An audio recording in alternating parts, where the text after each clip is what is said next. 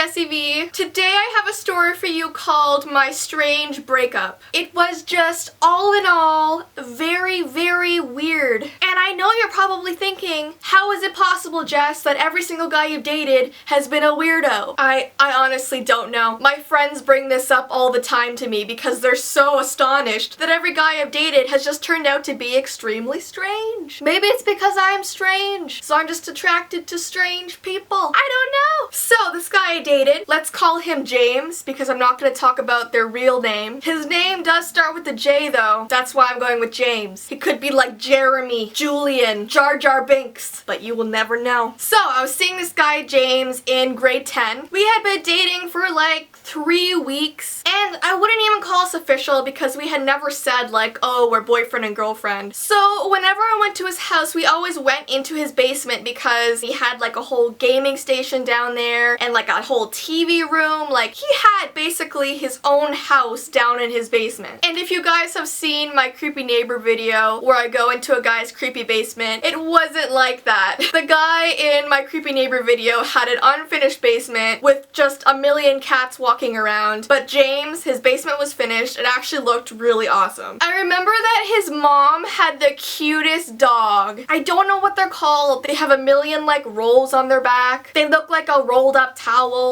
It was just the cutest dog ever. His name was Boris. Yes, that was his real name. I'm not making it up. And James did not like Boris because he licked all the time. Whenever Boris was around you, he was licking your legs, your arms, your face.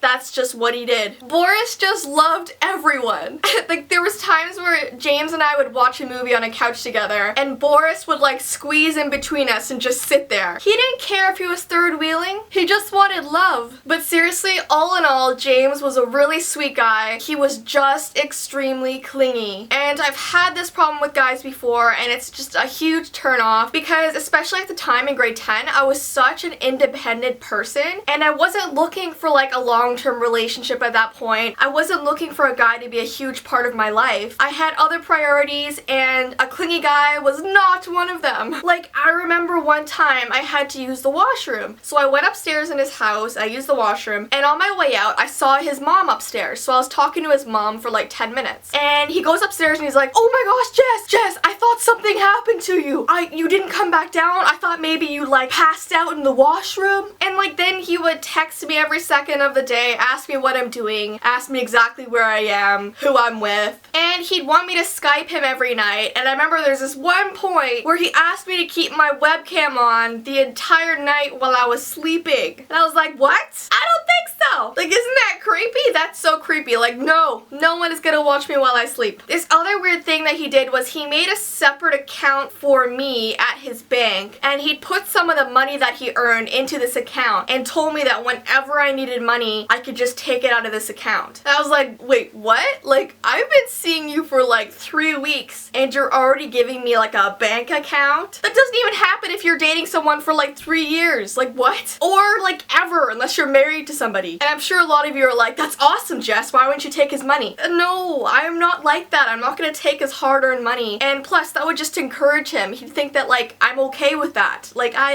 no. And I think the point that I lost it completely was one day he told me that he was gonna marry me. I was like, what? No, I'm like 16. What? No. So, as you can imagine, this is where the breakup comes in. I went to his house one day and I sat him down in his basement and I told him that we needed to talk about something. And if any of you have broken up with someone before, you know it's a very awkward process and not something that is fun to do. It's just the words just have to come out right and not sound extremely mean and horrible. So I sat him down, and of course Boris was there too. Boris wanted to join in on this sad event. And it was just weird because I was like, listen James, I have to talk to you. It's really important. And Boris is friggin' licking my face. I'm like, Boris, leave me alone. It was like every time I went to talk, Boris was licking my mouth. It was just weird breaking up because we were never like official, but he thought we were. So it was like a fake breakup but real at the same time. So I told told him how it was, and I just felt so bad because I just saw these like tears welling up in his eyes. And right before I thought he was just gonna like burst out in tears, he was like, "Can you do me just one favor before we break up? Just one favor." And I was like, "Of course, like anything. I already feel so bad. Like, what do you need? Can you please take me to Tim Hortons? I really need a coffee." And I was like, "A coffee? Well, I mean, sure, if that's what you need, I will drive you to Tim Hortons." It was the strangest response to a breakup I've ever had, but I guess if that was his way of coping, if coffee would make him feel better, I was willing to do it. This guy is like completely silent in the car. It's the most awkward car ride I might have ever had in my life. We go inside Tim Hortons and we're waiting in the line. He was like, "So you're gonna buy the coffee though, right? You're gonna buy it for me?" And I was like, "Sure, James, whatever you need, bud." So we get up to the cashier and I'm expecting him to just order a coffee, but no, he goes, "Okay, so I'll have a large coffee, I'll have a donut, a cookie, a bagel with cream cheese, a croissant, and 7 Timbits, please." I was like, "Sure, James, why don't you order just 20 more things while you're at it?" So after he gets a year's worth of food, we go and sit down and I'm watching him eat and he's like binge eating. He's just so sad.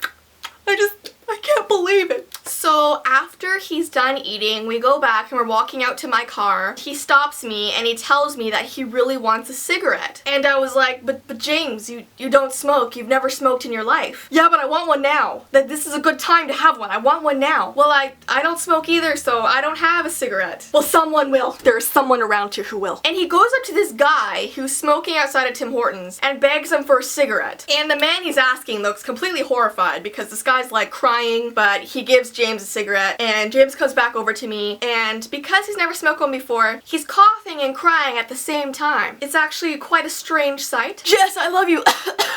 "Jess, don't leave me, please, Jess." It looked like he was about to die. So anyway, I was finally like, "You know what, James, I really need to go home. Let me just drive you back to your house. I'm really sorry this had to happen." And he was like, "Can I just have one last kiss, please? Just one last kiss, please. That's all I want." I was like, this guy has asked me for a lot. Like, what? I'm looking at him and he's getting closer and he smells like cigarettes. He has Timbit all over his face, donut powder on his face. He's crying. He has snot running down his nose. I'm like, the last thing I want to do is give this guy a kiss. So I was like, "No, listen, I'm sorry. Like, I can't.